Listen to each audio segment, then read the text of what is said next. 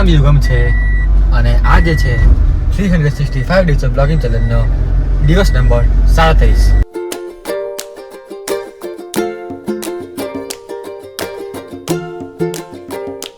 તો ભાઈ આજે આખો દિવસ કઈ બ્લોગ કર્યો નહીં.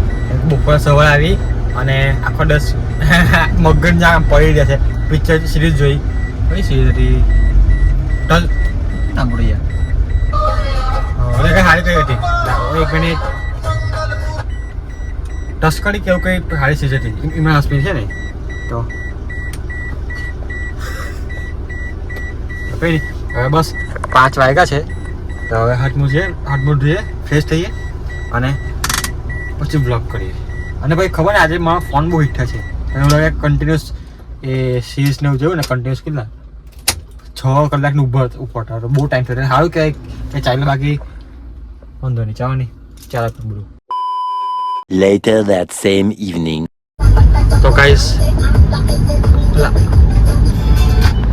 તો ભાઈ 8 વાગ્યા છે અને આજે બ્લોગ બી સંજય ચાલુ કર્યો હતો અને હવે કંઈ ઘર જઈને કંઈ અને હા પહેલાં કહું કે ડીઝલ ભરાવજો છું. ડીઝલ ભરાય અને પછી ઘરે બહાર જઈ જમી કરીને ફ્રેશ થઈને પછી નીકળીશું સિટીમાં. કેમ કે કાલે છે ભાઈ ધુળેટી. એટલે તમે જે દિવસે આ જોશો વિડીયો એ દિવસે ધુળેટી છે. તો બસ હવે ડીઝલ ભરાય અને ઘર જઈએ પછી બહાર નીકળીશું ફરવા માટે એન્જોય માટે જે તમે કહ્યું તે.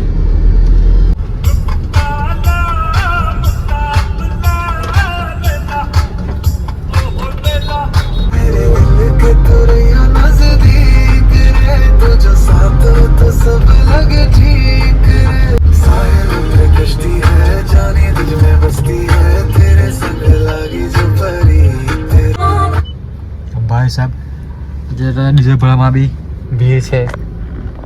એટલે એક ગાડી છે, એક બસ છે. તો આ બે પડશે અને પછી આપણે વળાવશે. તો હા કંઈ નહીં ભાઈ. અને આજે ફરીથી હાર્ટ થોડો ઘણો દુખે છે. એટલે પહેલાં જેવો નહીં પણ થોડુંક નોર્મલી થોડું ઘણું દુખે છે. થોડુંક નોર્મલી 20% જેવું. તો કંઈ નહીં આજે પાછું ઘર જઈને શેક કરીશ ગરમ પાણીનો અને માલિશ કરીશ. તો બસ ભાઈ ઘરે આવી ગયેલા. જમી કરીને ગાર્ડનમાં જઈએ. બધી કાલની જમવાની કઈ જે વ્યવસ્થા છે જોઈએ અને શું છે પ્લાનિંગનો તપાસ કરીએ. આઈ નો કે આજનો વિડીયો થોડોક શોર્ટ હશે તો કંઈ નહીં આજના વિડીયો એડજસ્ટ કરી લો. કાલના વિડીયોમાં તમને મજા આવશે કદાચ. કંઈ પોસિબલ નહીં, કંઈ બી થઈ શકે. તો બનાવવા માટે બહુ હારા બી બની જાય, નહીં બનવા માટે કંઈ બી નહીં બને. તો બધું અમુક વસ્તુ છે ને પ્રમાણ પર છોડી દેવાની. તો બસ હવે કોપરેલની માલિશ ગરમ પાણી શેકને માલિશ ઉકાળવા છે તો એ શેક કરીને શું જઈશું. અને કાલે રવિવાર છે એ કાલે રહેવા જેવું લાગે મને ખબર નહીં કેમ. કાલે ધોળટી છે તો છે રજા. શાંતિથી ઉઠીશું થોડું ઘણું મોઢે આરામ કરીને પછી ધોળથી રમવા જઈશું. કલર બલર લઈને કંઈ જોઈશું પછી એવું. તો બસ આજના વિડીયોમાં આટલું કાપી છે. મળે નવા વિડીયો સાથે, મળે નવા દિવસ સાથે. જય શ્રી કૃષ્ણ. રાધે રાધે.